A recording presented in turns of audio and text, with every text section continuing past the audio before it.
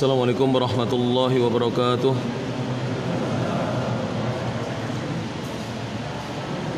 Assalamualaikum warahmatullahi wabarakatuh. Innal hamdalillah nahmaduhu wa nasta'inuhu wa nastaghfiruh wa na'udzu billahi min shururi anfusina wa sayyiati a'malina. Man yahdihillahu fala mudilla lahu wa man yudlil fala hadiya lahu.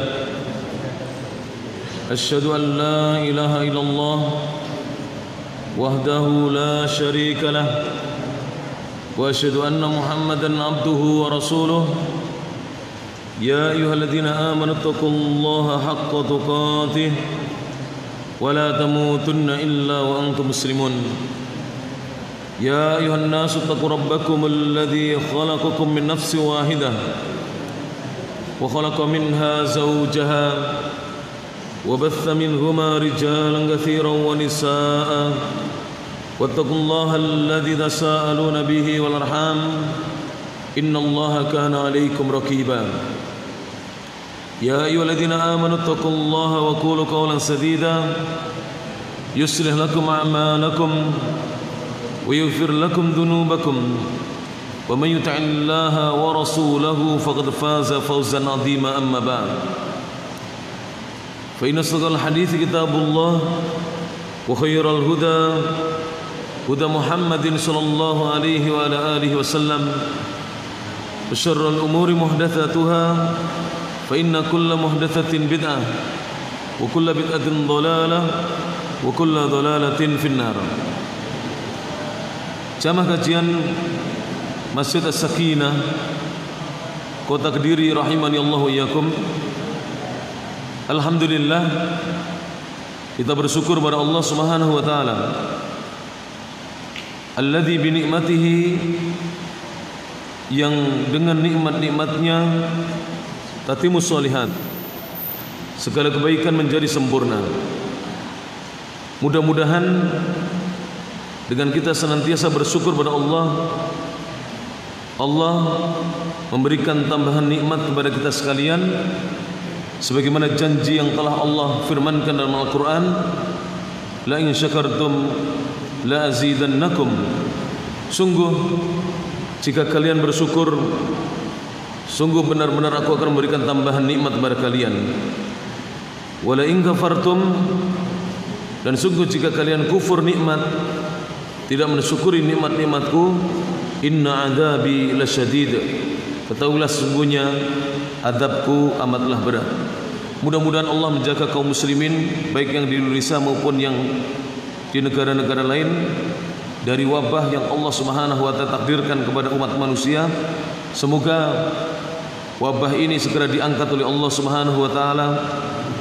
Kemudian yang wafat diwafatkan dalam husnul khatimah, diampuni dosa-dosanya dan diterima segala amal baiknya, dan mudah-mudahan yang sakit segera diberi kesembuhan oleh Allah Subhanahu wa taala, dan semoga yang masih sehat dijaga oleh Allah, tidak diberikan ujian yang berat tersebut.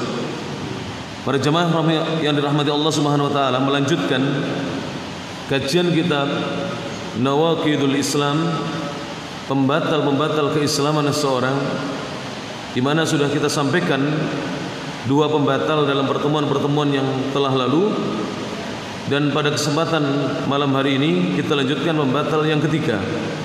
Ats-tsalitsu, yang ketiga di antara perbuatan yang bisa membatalkan keislaman seseorang. Namun saya mengingatkan kembali bahwa setelah kita mempelajari kitab ini bukan untuk kita gunakan memvonis saudara kita dengan kekafiran, tidak. Tapi kita mempelajari kitab ini agar kita tahu bahwa ada amal-amal yang disebutkan dalam Al-Quran maupun Sunnah, termasuk menjadi pembatal-pembatal keislaman seseorang dan keimanan seseorang. Jika kita tahu amal-amal itu bisa membatalkan keislaman seseorang, maka kita akan berusaha untuk menjauhi perbuatan-perbuatan tersebut agar terjaga keimanan kita, sehingga kita berharap kepada Allah selama hidup ini kita istiqomah di atas Islam, dan kita pun diwafatkan dalam keadaan beragama Islam. Amin ya rabbal alamin. Yang ketiga, ats-tsalitsu, di antara pembatal keislaman seseorang yang ketiga adalah man lam yukaffir al-musyrikin. Siapa saja yang tidak menyatakan kekafirannya orang-orang yang menyekutukan Allah Subhanahu wa taala. Jadi mereka-mereka yang berbuat kesyirikan itu jelas-jelas dinyatakan oleh Allah Subhanahu wa taala sebagai orang-orang yang telah kufur. Sebagaimana firman Allah Subhanahu wa taala. Allah berfirman dalam surah Al-Bayyinah, "Innal ladzina kafaru min ahlil kitabi wal musyrikin." Sesungguhnya orang-orang yang kufur dari kalangan ahlul kitab. Ahlul kitab adalah al-yahudu wan nasara, orang-orang Yahudi dan orang-orang Nasrani. Wal musyrikin, dan orang-orang yang menyekutukan Allah. Maka dari itu, kalau kita kembali kepada ayat ini dan ayat-ayat yang lainnya, ternyata mereka-mereka yang digolongkan orang-orang yang telah kufur itu diantaranya adalah ahlul kitab, yaitu orang-orang al-yahud wan nasara, dan al-musyrikin, orang-orang yang menyekutukan Allah. Dan ini lebih banyak, termasuk al-majus, orang-orang yang beragama majusi, menyembah api, dan mereka-mereka kaum musyrikin yang lainnya yang menyembah selain Allah Subhanahu wa taala, atau selain menyembah Allah mereka juga menyembah selain Allah Subhanahu wa taala.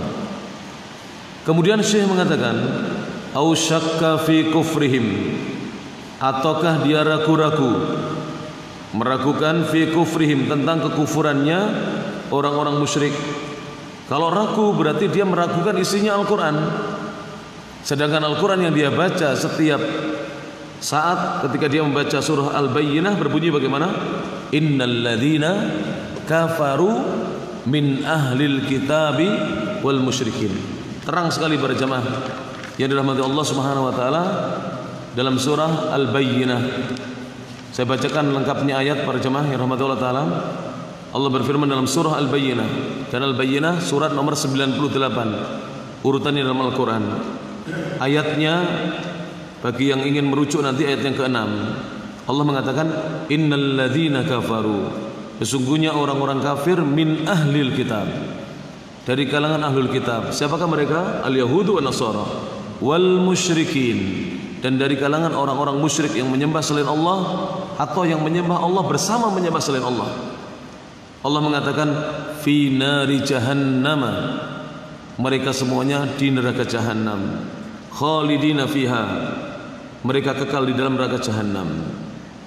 Ini adalah keadilan Allah. Justru kalau ayat ini dibacakan, harapan kita orang-orang beriman agar mereka beriman kepada Allah Subhanahu wa taala. Justru kalau kita menyembunyikan ayat ini, kita tidak kasihan kepada mereka. Jadi mereka ahlul kitab dan orang-orang musyrik, ketika dibacakan ayat ini, harapannya mereka kembali kepada keimanan, kembali mengimani Allah Subhanahu wa taala, karena mereka terancam dengan neraka jahanam. Allah mengatakan fi nari jahannam khalidina fiha, mereka di dalam neraka jahanam kekal selama-lamanya di dalamnya.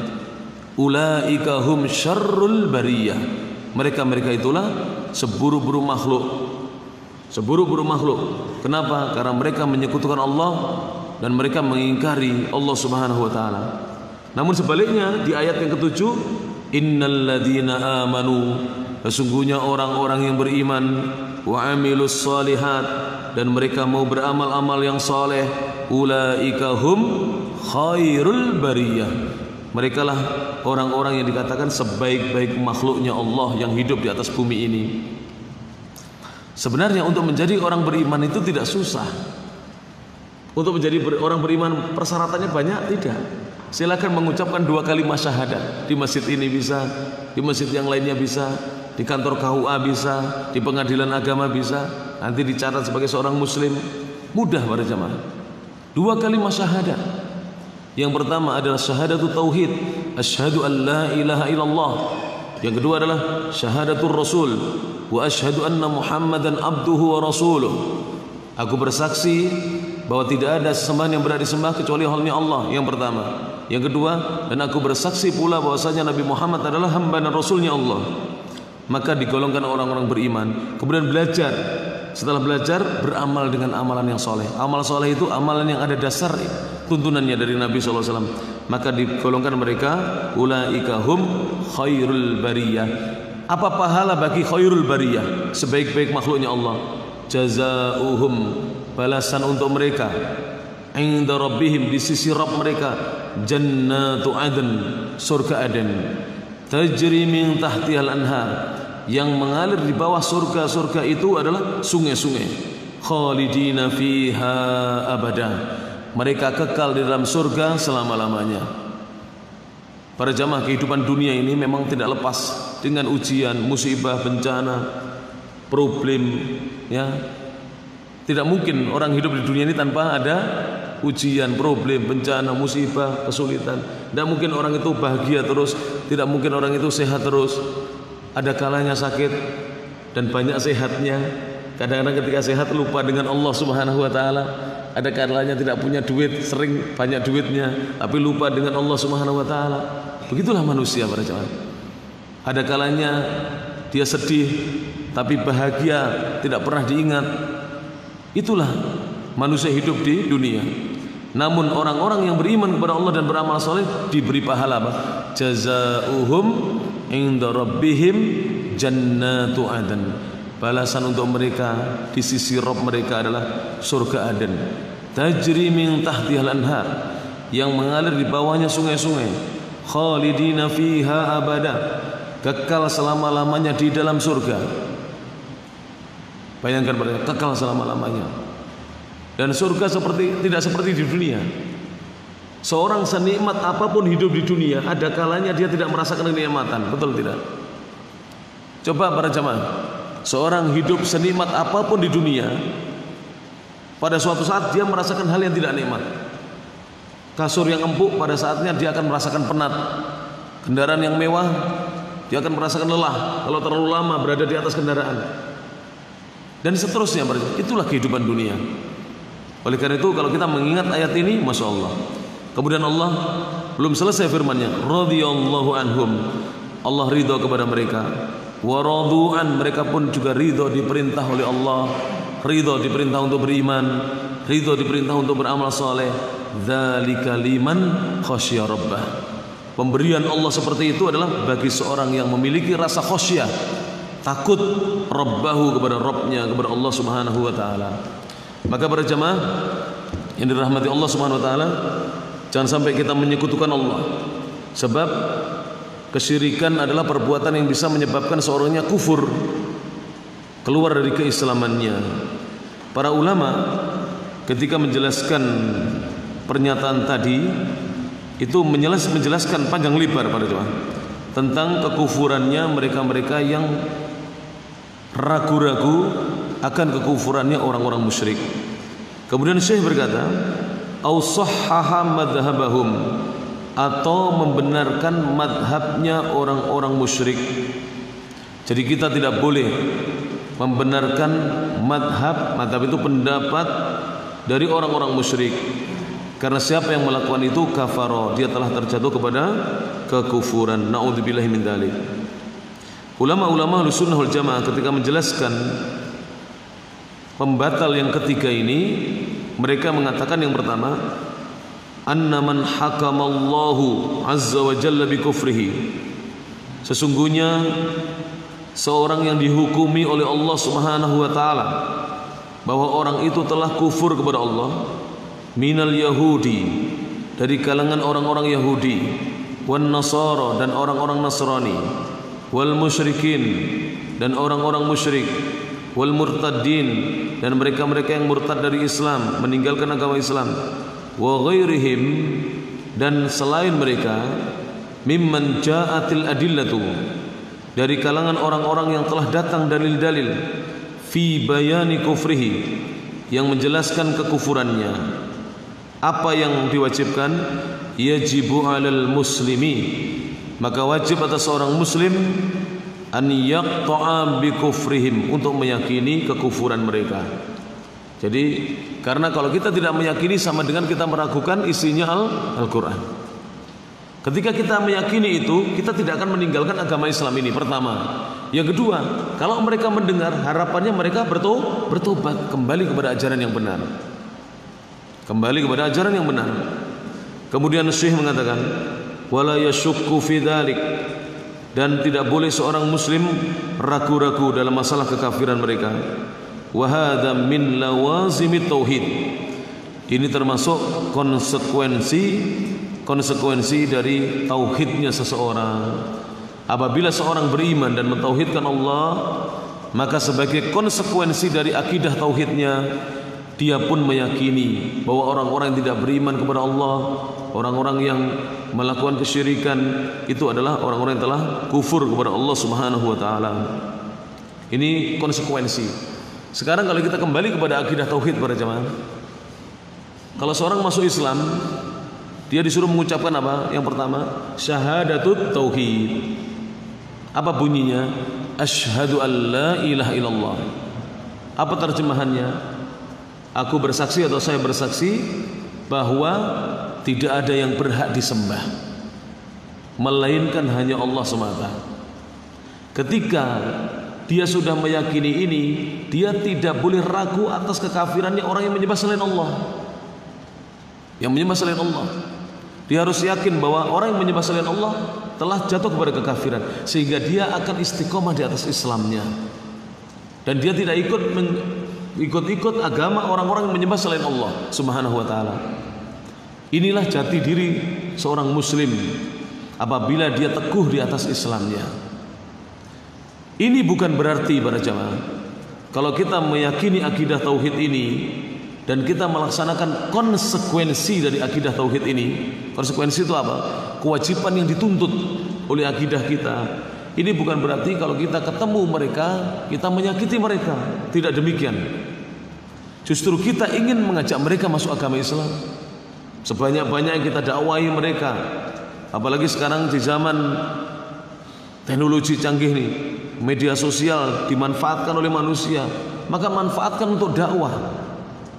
Dan banyak, kapan hari saya ceritakan di sini, beberapa gadis-gadis muda itu masuk Islam, dan mereka ketika masuk Islam, sampai ketika berjumpa dengan seorang ustadz yang mengislamkan mereka, mereka sempat mengatakan demikian, wahai ustadz, kenapa anda baru menyampaikan agama ini kepada kami?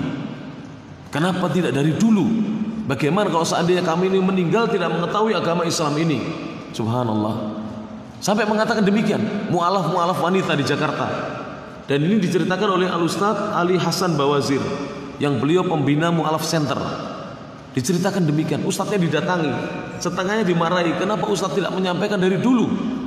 Bagaimana kalau kami meninggal dunia tidak mengetahui agama yang hak ini? Maka para jamaah yang rahmati Allah taala, ini kewajiban seorang muslim untuk menyampaikan kebenaran Islam. Kemudian poin yang kedua, sebagai penjelasan dari pembatal yang ketiga tadi, fala yakfi lil muslimi an yu'mina billah. Tidak cukup bagi seorang muslim untuk dia beriman kepada Allah, bal la budda, bahkan wajib bagi dirinya an yakfura bitaghut, untuk dia mengingkari segala sesembahan selain Allah. Jadi iman kepada Allah itu belum dikatakan cukup sampai dia mengingkari sesembahan-sesembahan yang disembah selain Allah Subhanahu wa taala. Maka kemudian kata beliau, fayakfuru, maka hendaknya seorang muslim mengingkari bima yu'badu min dunillah, semua yang disembah selain Allah Subhanahu wa taala. Karena yang disembah selain Allah makhluk. Yang disembah selain Allah itu makhluk. Misalnya ada malaikat disembah, malaikat makhluk bukan? Makhluk. Nabi-nabi Allah ada yang disembah, nabi-nabi Allah makhluk bukan? Makhluk. Di Yaman, Nabi Hud kuburannya disembah oleh manusia, ditawafi oleh manusia. Nabi itu makhluk bukan? Makhluk. Ulama-ulama disembah. Syekh Abdul Qadir Al-Jilani kuburannya disembah. Syekh Abdul Qadir itu makhluk. Beliau mengajak untuk mentauhidkan Allah, dan beliau salah satu ulama Hanbali yang terkenal, Al-Imam Abdul Qadir Al-Jilani rahimahullah. Dan beliau tidak akan ridho seandainya beliau hidup Beliau tidak akan ridho apabila beliau disembah, didatangi kuburannya, dimintai, tidak ridho. Maka dari itu para jemaah, Allah berfirman dalam Al-Quran.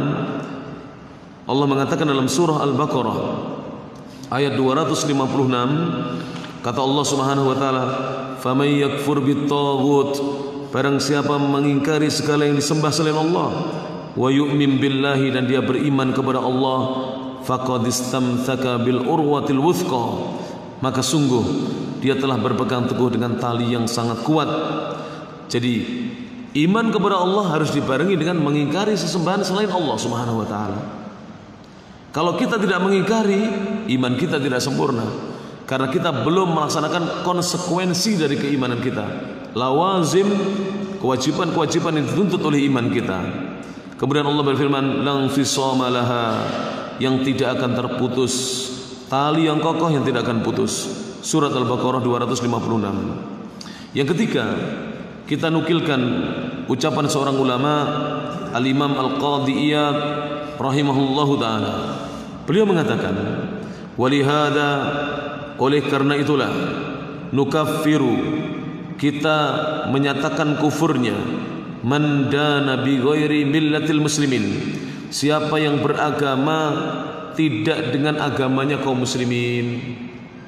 Jadi Imam Al-Qadhi Iyad ini mengatakan, kami menyatakan kufur, ini ulama-ulama di zaman dahulu, seorang yang beragama tidak dengan agamanya kaum muslimin, minal milali, dari agama-agama bikinan manusia, au waqafa fihim, atau diam tidak berpendapat tentang agama mereka, au syakka, atau ragu-ragu tentang kekufuran mereka, au sahhaha madhabahum, atau membenarkan madhabnya orang-orang yang mengkufuri Allah Subhanahu wa taala.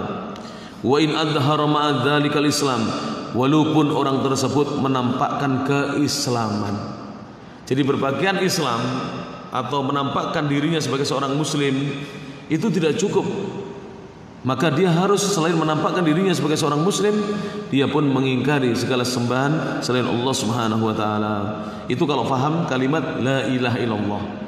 Karena la ilaha illallah, saya jelaskan kembali para jemaah, ini mengandung dua rukun. Jadi la ilaha illallah ini mengandung dua rukun. La ilaha ini disebut oleh para ulama ar-ruknul awal, rukun yang pertama. Illallahu ini ar-ruknul tsani. La ilaha disebut dengan nafyun, penafian, peniadaan, penolakan. Kemudian illallahu disebut dengan itsbatun, penetapan. Maksudnya apa? Yang pertama, rukun yang pertama, seorang muslim wajib menafikan, meniadakan segala sesembahan yang disembah oleh manusia selain Allah. Kemudian kalau sudah menafikan, wajib dia menetapkan bahwa yang berhak disembah siapa? Hanya Allah. Itulah kandungan la ilaha illallah. Maka la ilaha illallah akan bermanfaat kalau seorang faham dan mengamalkan kandungan-kandungannya. Mohon maaf, seorang yang sudah berla ilaha illallah tidak sholat, ini berarti tidak faham lawazim, konsekuensi dari la ilaha illallahnya. Karena dia ketika tidak sholat berarti tidak menetapkan Allah sebagai satu-satunya sesembahan. Naudzubillah min dzalik. Maka dari itu para jemaah, di zaman para sahabat, orang-orang yang tidak sholat itu sudah dinyatakan keluar dari Islam. Naudzubillah min dzalik. Kalau sampai seorang itu meninggalkan sholatnya, maka dia dinyatakan telah keluar dari agama Islam. Naudzubillah min dzalik. Wa'tiqad, kemudian wa'tiqadu wa'taqada, dan meyakini ibtala kulli madhabin siwa. Seorang muslim wajib meyakini batalnya semua pendapat selain agama Islam. Fahuwa, maka berjamaah rahmatullah taala, kalau seorang muslim dia meyakini itu, maka dialah muslim yang sebenarnya. Apabila dia meyakini bahwa Allah sesembahan yang benar dan selain Allah adalah sesembahan yang batil, karena selain Allah sesungguhnya adalah makhluk-makhluknya Allah Subhanahu wa taala. Para jemaah yang dirahmati Allah Subhanahu wa taala, saya mohon maaf sekali pada kesempatan hari ini saya tidak bisa melanjutkan pengajian, ada udhurnya. Saya harus sudah sampai di Pare setelah sholat Isya. Maka dalam kesempatan malam hari ini hanya bisa satu pembahasan yang kita bahas. Mudah-mudahan bermanfaat, dan saya ingatkan kembali bahwa ketika kita mengkaji kitab ini tujuannya adalah kita berhati-hati. Jangan sampai Islam kita bercampur dengan kekafiran-kekafiran atau pembatal-pembatal, supaya nanti kita meninggal betul-betul kita istiqomah, wafat dalam keadaan husnul khatimah. Ini yang paling penting para jemaah. Yang paling penting kita wafat dalam keadaan husnul khatimah, menjaga ibadah kita, menjaga perintah-perintah Allah, menjauhi larangan-larangan Allah. Ini yang paling penting. Yang paling penting ini, sebab masih banyak saudara-saudara kita kaum muslimin ini yang Islam dicampur dengan ajaran-ajaran agama yang lain. Ini yang menjadi keprihatinan kita bersama. Maka dengan kita mengkaji kitab ini, kita berhati-hati dari pembatal-pembatal keislaman, kemudian kita bisa berislam dengan bagus. Harapan kita diwafatkan dalam husnul khatimah. Amin ya rabbal alamin. Allahumma inna nas'aluka husnal khatimah. Allahumma inna nas'aluka husnal khatimah. Allahumma inna nas'aluka husnal khatimah. Allahumma ajirna minan nar. Allahumma ajirna minan nar. Allahumma ajirna minan nar. Allahumma ajirna minan nar. Allahumma ajirna minan nar. Allahumma ajirna minan nar. Allahumma ajirna minan nar. Allahumma inna nas'aluka jannatal firdausil a'la. Allahumma inna nas'aluka jannatal firdausil a'la. Allahumma inna nas'aluka jannatal firdausil a'la. Allahumma inna nas'aluka jannatal firdausil a'la. Allahumma inna nas'aluka jannatal firdausil a'la. Allahumma inna nas'aluka jannatal firdausil a'la. Allahumma inna nas'aluka jannatal firdausil a'la. Allahumma hawwin 'alaina fi sakaratil maut. Allahumma inna nas'aluka husnal khatimah. Rabbana atina fid dunya hasanah wa fil akhirati hasanah wa qina adzabannar. Disebutkan dalam hadis, siapa yang meminta surga sebanyak 7 kali, dalam satu riwayat 5 kali, maka surga berkata kepada Allah, memohon kepada Allah, ya Allah, masukkanlah orang tersebut dalam surga. Dan siapa yang berlindung dari neraka 7 kali, dalam satu riwayat 3 kali, maka neraka berkata kepada Allah, ya Allah, lindungilah dia dari siksa neraka. Subhanakallahumma bihamdik, asyhadu an la ilaha illa anta, astaghfiruka wa atubu ilaik. Wa akhiru da'wana alhamdulillahi rabbil alamin. Assalamualaikum warahmatullahi wabarakatuh.